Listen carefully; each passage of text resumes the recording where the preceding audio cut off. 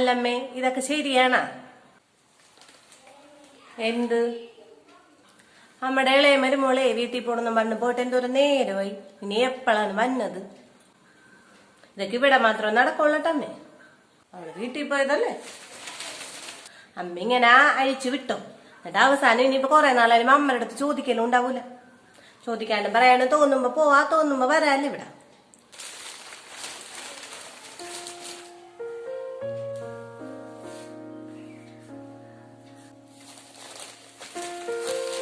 ആ, എവിടെ ഇരുന്ന്? അതമ്മേ, ഞാൻ ഇങ്ങനെ നേരം വൈകിയൊന്നും ഇവിടെ വരാൻ പറ്റൂലട്ടാ. നേരത്തിനും കാലത്തിനും എത്തിക്കോളണം എവിടെയെങ്കിലും പോയാല്. പിന്നെ ഇവിടെ നിന്ന് ഞങ്ങൾക്ക് അന്വേഷിച്ചു വരാനൊന്നും പറ്റുന്നില്ല. പറഞ്ഞത് കേട്ടല്ല. ഇനി മുതൽ ഇങ്ങനെ ആവർത്തിക്കരുത്. നേരത്തിനും കാലത്തിനും വീട്ടിലോട്ട് വന്നോളണം ഒന്ന്. ചെല്ലി.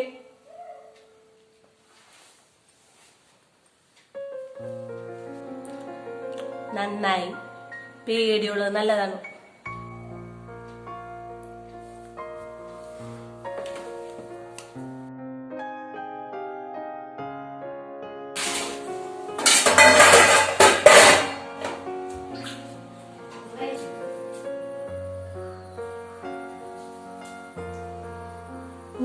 പണിയെടുത്ത് മരിക്കാണ്. അമ്മയുടെ ആയിരുന്നു എനിക്ക് ചീത്ത മേടിച്ച് തരാൻ വേണ്ടി. ശരിയാക്കി തരാൻ ഞാൻ. മോൾ പണിയിലാണോ? മാറി, ഞാൻ ചെയ്യാം. മോള് റെസ്റ്റ് എടുത്തോ. അത് കുഴപ്പമില്ല ചേച്ചി, ഞാൻ ചെയ്തോളാം. അത് കുഴപ്പമൊന്നുമില്ല, ഇത്രയൊക്കെ ചെയ്തില്ലേ, ഇനി ഞാൻ ചെയ്തോളാം. മോള് പോയിക്കോ.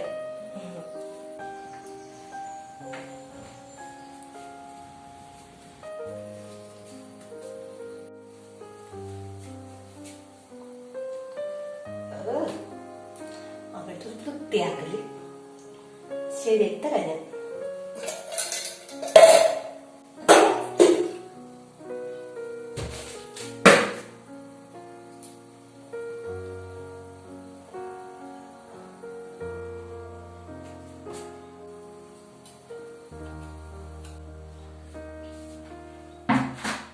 ഇതെന്താണ്, ഇവിടുത്തെ പണിയൊന്നും കഴിഞ്ഞില്ലേ? എനിക്കൊന്നും അറിയാൻ പാടില്ലമ്മേ. ഞാൻ വന്നപ്പോ ഇവിടെയൊക്കെ ഏത് കേട്ടില്ലേ, ആകെ വൃത്തികേടായിട്ട് കിടക്കണ്ടിരുന്നു. സാധനങ്ങളൊക്കെ വലിച്ചു വാരിയിട്ട് ഞാൻ ഇതൊക്കെ വൃത്തിയാക്കിക്കൊണ്ടിരിക്കുന്നിരുന്നു. ഞാൻ മാളുവിന്റെ അടുത്ത് പറഞ്ഞിരുന്നതാണല്ലോ ഇവിടെ മുഴുവൻ വൃത്തിയാക്കി ഇടാനായിട്ട്. എന്നിട്ട് മാളുവിന്റെ അവളവിടെ കിടക്കായിട്ടിരുന്നു. ഞാൻ പോയി നോക്കട്ടെ.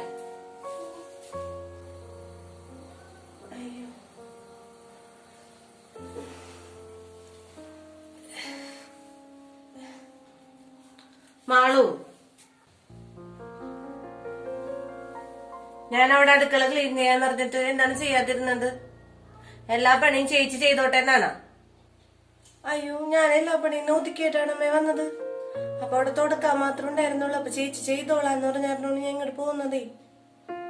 ആ, അതവിടെ കാണാനുണ്ട്. നല്ല വൃത്തിക്ക് കിടപ്പുണ്ട്. ചേച്ചി കഷ്ടപ്പെട്ട് അത് ക്ലീൻ ചെയ്തോണ്ടിരിക്കലാണ് ഇപ്പൊ. ഇതൊന്നും ശരിയല്ലട്ടാ. ഇവിടെ എല്ലാ പണിയും എല്ലാരും കൂടെ ഒരുമിച്ച് തന്നെ ചെയ്യണം, അല്ലെങ്കിൽ പണിക്ക് നിൽക്കണ്ട.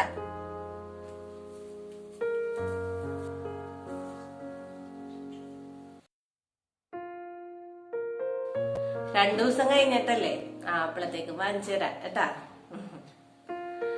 ശരി, വെച്ചോ. ഞാൻ ഈ ചേച്ചിമാരുടെ അടുത്ത് ചോദിക്കട്ടെ കേട്ടാ. ശരി. ആരാണെന്നേ? നാത്തൂനാണോ?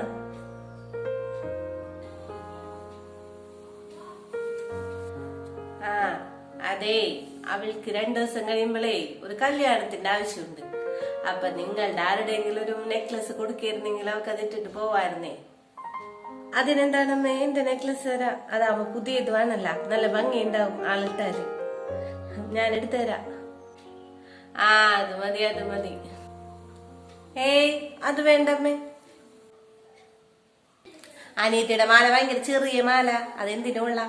അതൊക്കെ ഇട്ട് കഴിഞ്ഞിട്ടുണ്ടെങ്കിൽ കഴുത്തിലുണ്ടെന്നും കൂടി കാണൂല. എന്റെ ആണെങ്കിൽ നല്ല വലിയ നെക്ലസ് ആണ്, അത് തരാം. അതാവുമ്പോ നാത്തൂൻ കഴിഞ്ഞ പ്രാവശ്യം ഒരു പ്രാവശ്യം കൊണ്ടുപോയിട്ടുണ്ട്. നാത്തൂന് ഭയങ്കര ഇഷ്ടപ്പെട്ടെന്നൊക്കെ പറഞ്ഞതാണ്. വെറുതെ എന്തിനാണ് ഈ ചെറിയ മാലയൊക്കെ ഇടുന്നത്?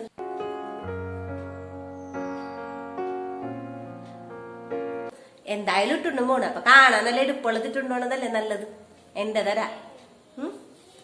ആ എന്നാ അത് മതി. അല്ലമ്മ അപ്പൊ എന്റെ നെക്ലസ് ചേച്ചി തരാന്ന് പറഞ്ഞല്ല, പിന്നെ എന്തിനാണ്?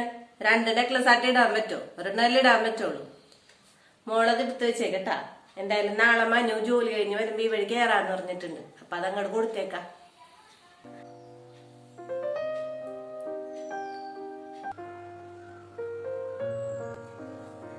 ആ മോള് ഇവിടെ ഉണ്ടായിരുന്ന? ആ ചേച്ചി എന്താണ്? അതേ മോളുടെ ചുരിദാറല്ലേ, മോള് കഴിഞ്ഞ ദിവസം ഒരു ഫംഗ്ഷൻ ആയിപ്പിട്ടുണ്ടോ റെഡ്? ആ അതൊന്ന് തരാം ചേച്ചിക്ക് ഇടാൻ. നാളെ ഒരു ഫംഗ്ഷൻ ഉണ്ട്, അതിനിടാനാണ്. ആ അതെന്റെ പുതിയതാണ്, പക്ഷെ ചേച്ചിക്ക് പറ്റുമെന്ന് അറിയാൻ പാടില്ല. അതൊരു 1000 രൂപയുടെ ചുരിദാറാണ്. ചേച്ചി ബ്രാൻഡഡ് ഒക്കെ അല്ലേ ഇടാറുള്ളൂ. ചേച്ചി വേറെ ആരുടെയെങ്കിലും നോക്കണതല്ലേ നല്ലത്. ആ അത് ശരിയാണ്, പക്ഷെ ഇപ്പൊ വേറെ ആരുടെ അടുത്ത് പോയി ചോദിക്കാനാണ്? നാളെ ഒരു ദിവസത്തൊക്കെ അല്ലേ, കുഴപ്പമില്ല. ചേച്ചി ചൊല്ലി, ഞാൻ ഈ തുണിയൊക്കെ മടക്കി വെച്ചിട്ട് താഴേക്ക് വരാം, അപ്പൊ തരാട്ടാ. ശരി എന്നാ.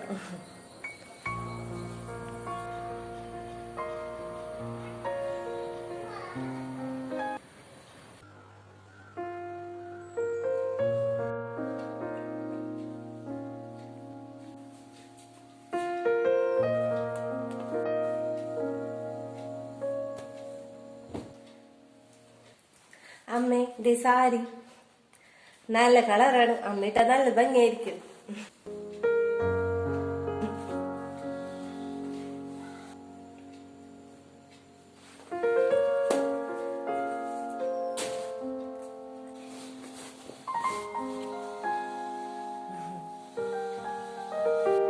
അയ്യേ ഇതെന്തിനു കൊള്ളാമേ ഈ സാരി?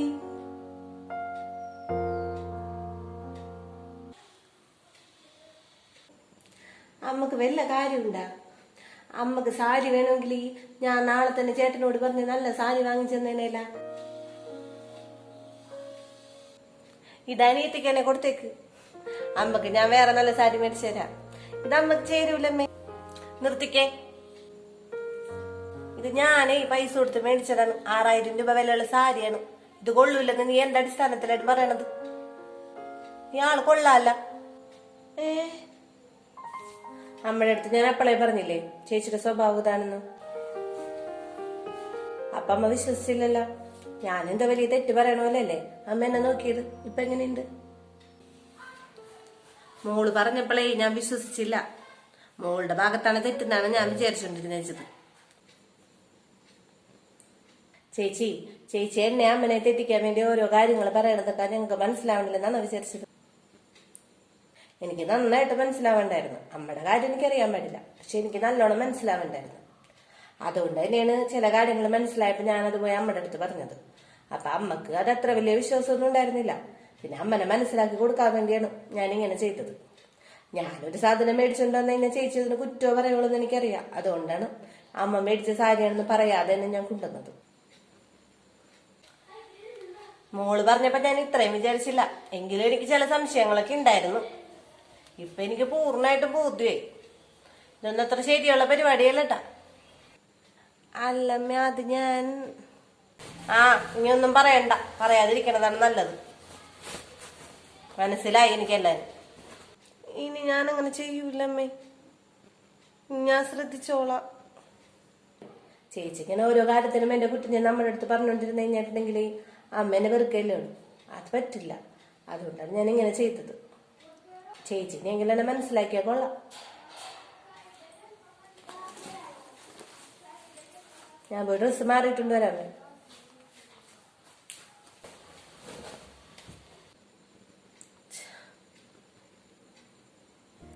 എല്ലാത്തിലും നമ്മൾ തന്നെ ആയിരിക്കണം മുൻപിലെന്ന് ചിന്തിച്ച് മറ്റുള്ളവരെ താഴ്ത്തി കാണിക്കുന്നവരുണ്ട് ഇതുപോലെ. എന്നാൽ അവർ കാര്യം കാണാൻ അടുത്തു കൂടുകയും ചെയ്യും. Thanks for watching.